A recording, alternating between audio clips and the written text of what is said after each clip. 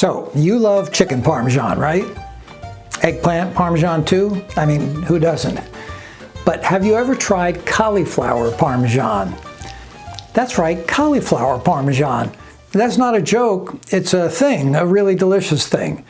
And for anyone who's cutting back on meat, or looking to impress a vegetarian, or just wants to try something new for dinner, or spread a little cheer in a crazy COVID world, cauliflower Parmesan is going to be your thing, I promise.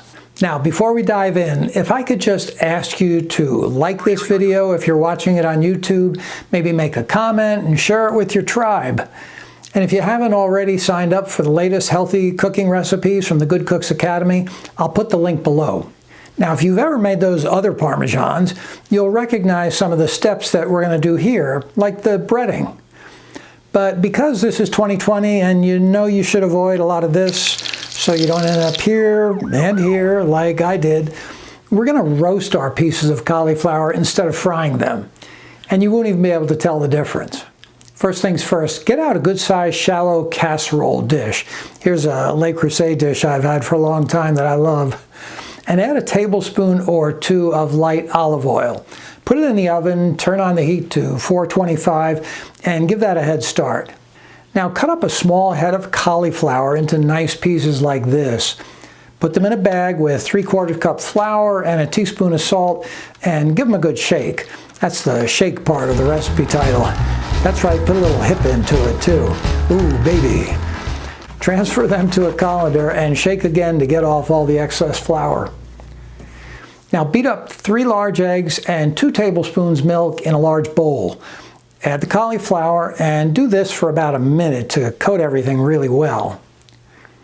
Lift those guys out and put them in another big bowl. Our obvious goal here is to get everything in your kitchen dirty before we're done. Then toss with 3/4 cup panko breadcrumbs mixed with 1/2 cup freshly grated Parmesan cheese and a tablespoon of dry Italian seasonings. Now get out your preheated casserole and arrange the cauliflower in a single layer. Lightly drizzle olive oil over the cauliflower, or better yet, warm 3 to 4 tablespoons light olive oil with lots of minced garlic in the microwave and spoon it over the cauliflower. You can sprinkle some of those leftover crumbs on top if you want.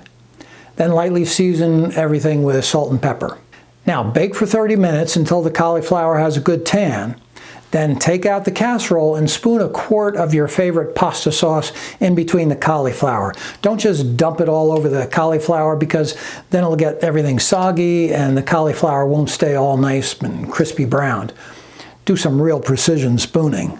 Dollop ricotta cheese here and there, then sprinkle mozzarella cheese over the top if you're into that. Bake another 15 minutes until everything is bubbly and gooey wonderful. And there you have it, a healthy and delicious meatless feast. Now, like those other Parmesans, you'll want to serve this on spaghetti. I recommend whole wheat spaghetti. That and a big colorful salad, and you are all set. I really, really hope you'll give this recipe a try. I think you're absolutely going to love it. Thanks for tuning in today, and I hope to see you back here soon at the Good Cooks Academy. Take care.